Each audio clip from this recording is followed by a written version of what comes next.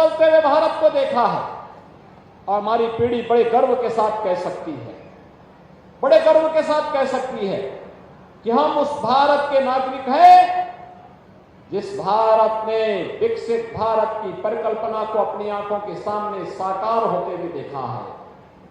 बहनों और भाइयों, आज से 10 वर्ष पहले भारत की स्थिति क्या थी?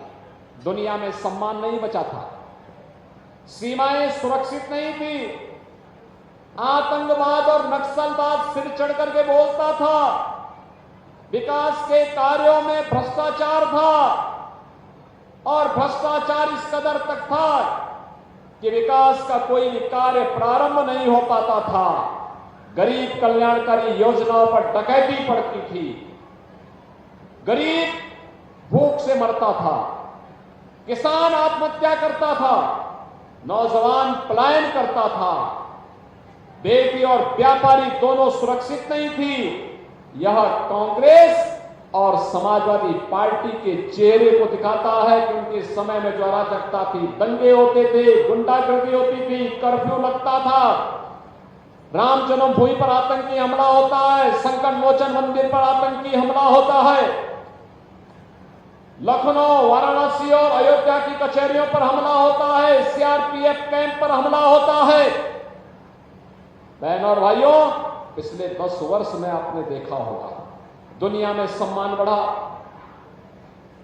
सीमाएं सुरक्षित हुई है, आतंकवाद और नक्सलवाद पूरी तरह समाप्त हुआ है और अब तो आतंकवाद और नक्सलवाद की स्थिति यह है कि बहनों और भाइयों, कहीं पटाखा भी जोर से फट जाए ना तो पाकिस्तान सबसे पहले सफाई देता है कि मेरा हाथ नहीं है। उसको ये भय है कि अगर समय रहते सफाई नहीं दिया तो कहीं एयर स्ट्राइक और सर्जिकल स्ट्राइक न हो जाए और फिर उसको लेने के देने न पड़ जाए। बहनों और भाइयों, विकास के बड़े बड़े कार्य, हाईवे बन रहे हैं, रेलवे के काम हो रहे हैं, एक्सप्रेसवे बनने जा रहे हैं, बन रहे हैं। और यही नहीं, आज AIIMS, IIT, IIM, triple IT, NIT, world class university और 1 डिस्ट्रिक्ट 1 मेडिकल कॉलेज का निर्माण भी हो रहा है। याद करिए, यह कमिश्नरी विश्वविद्यालय नेता बाबा पाटेश्वरी के नाम पर हम लोग एक विश्वविद्यालय इस कमिश्नरी को दे चुके हैं और महाराज सोहेलदेव के नाम पर मेडिकल कॉलेज का निर्माण बहराइच में करा चुके हैं। बहनों और भाइयों, कांग्रेस के समय क्या होता था, समाजवादी पार्टी के समय क्या होता था, उसका उदाहरण देखना है तो उसका सबसे बड़ा उदाहरण है सरयू नहर राष्ट्रीय परियोजना। सरयू नहर राष्ट्रीय परियोजना 1972 में योजना आयोग ने इसकी सहमति दी थी। 6 वर्ष फिर बस्ते में पड़ी रही।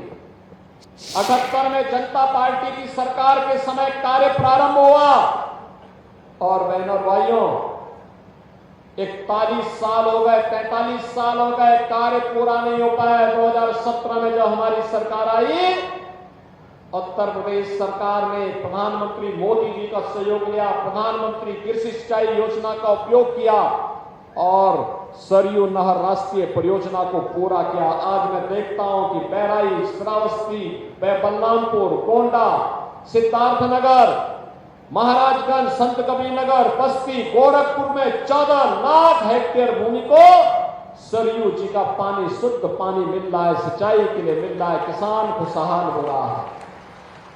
वे योजना बनाते थे, लोगों को बहकाते थे, बंदर बांट करते थे, योजना कभी पूरी नहीं हो पाती थी। हमने जो कहा सो करके दिखाया।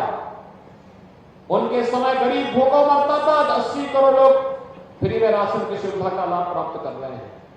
उनके समय में गरीब स्वास्थ्य सुविधा के अभाव में तड़पता था, पैसा नहीं होता था, स्वास्थ्य की सुविधाएं नहीं थी। आज 60 करोड़ लोगों को 5 लाख रुपए की स्वास्थ्य बीमा का कवर है और देश के अंदर कहीं भी जाकर के उपचार करा सकता है। 50 करोड़ लोगों के जनधन अकाउंट खोल दिए गए। 12 करोड़ किसानों को किसान सम्मान निधि का लाभ प्राप्त हो रहा है। 12 करोड़ घरों में शौचालय बन गए हैं। 10 करोड़ घरों में बहनों और भाइयों आज उज्ज्वला योजना का रसोई गैस भी पहुंच गया है।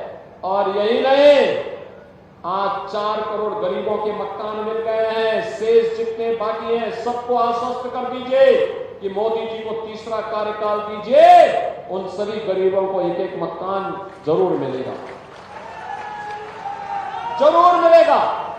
हर घर नल की योजना साकार हो रही है। विकास सिर चढ़ करके आज बोल रहा है और ये विकास विकसित भारत के आधारशिला बन रहा है। बहनों और भाइयों, मैं केवल सत्ता प्राप्त करने के लिए नहीं आया आपके पास, मैं तो आया हूं हमें आत्मनिर्भर और विकसित भारत बनाना है। इसके लिए आपका समर्थन और सहयोग चाहिए। इसके लिए मोदी जी को तीसरा कार्यकाल चाहिए। और ये धरती तो इसलिए महत्वपूर्ण है, यहां का आशीर्वाद इसलिए महत्वपूर्ण है।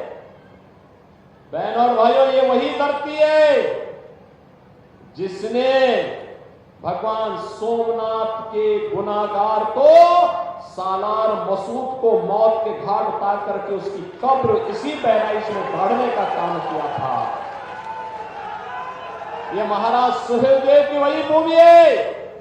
और हमने भारतीय जनता पार्टी की सरकार ने महाराज सुहेलदेव का भव्य जय स्मारक आपके इसी बहराइच में बनाया है। बहनों और भाइयों, मुझे तो महाराज सुहेलदेव के शौर्य पराक्रम पर गौरव की अनुभूति होता है और मुझे लगता है कि वो राष्ट्र रक्षक थे, हमारे पूर्वज थे। गौरव की अनुभूति होती है महाराज सुहेलदेव के शौर्य पराक्रम पर। मैं पूछना चाहता हूं, यह देश 1947 में आजाद हुआ, आखिर महाराज सुहेलदेव का स्मारक कांग्रेस ने क्यों नहीं बनाया? समाजवादी पार्टी ने क्यों नहीं बनाया? बहुजन समाजवादी पार्टी ने क्यों नहीं बनाया? क्योंकि उन्हें भय था कि सालार मसूद गाजी के भक्त कहीं उसका वोट बैंक न खिसक जाए, इसलिए उन्होंने महाराज सुहेलदेव की विस्मृत करने का काम किया।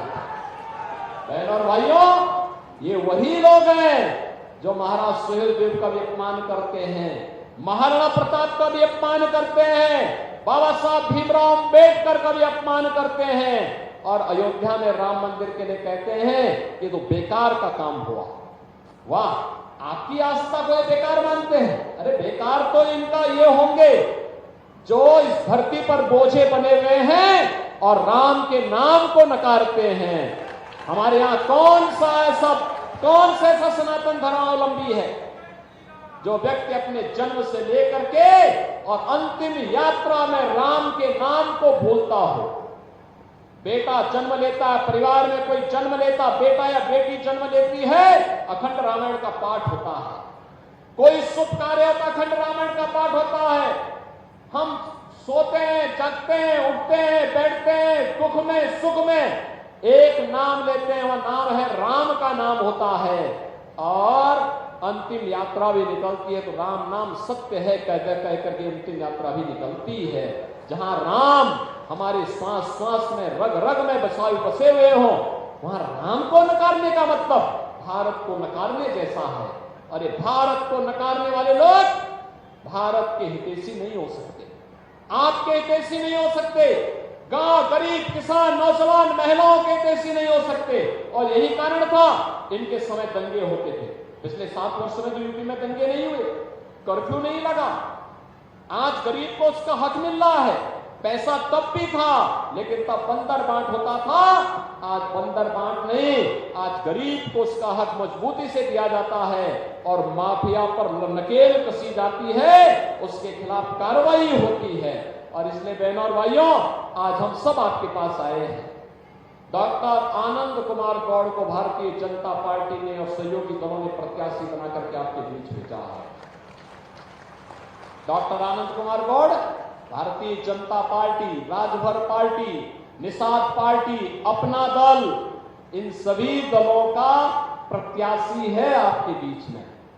और इसके लिए हम लोग आए हैं आपके पास कहने के लिए कि बहनों और भाइयों, एक एक सीट पर भारतीय जनता पार्टी का कमल खिलना चाहिए। ये कमल खिलेगा तो मोदी जी के खाते में जाएगा, मोदी जी का खाता कि अब की बार 400 पार, अब की बार तो 400 पार में बहराइच भी एक होगा और उत्तर प्रदेश की 80 सीट है, 80 में से एक सीट बहराइच की भी होगी। सहमत हैं बहनों और भाइयों? आपको तो चौथे चरण में मतदान करना है। 13 मई को ही आपका चुनाव है। 13 मई को आपके पास अब बहुत कम समय रह गया है, मुश्किल से 2 दिन प्रचार का है। इन 2 दिन प्रचार के लिए आप अपना समय देंगे, पूरा समय देंगे, पूरा समय देंगे, घर घर जाएंगे, आनंद कुमार गौड़ के लिए कमल चुनाव चिन्ह पर मतदान के लिए लोगों से अपील करेंगे और चुनाव के दिन पहले मतदान फिर जलपान के संकल्प के साथ जुड़ेंगे। सभी लोग जुड़ेंगे तो फिर मेरे साथ बोलेंगे भारत माता की, भारत माता की, भारत माता की।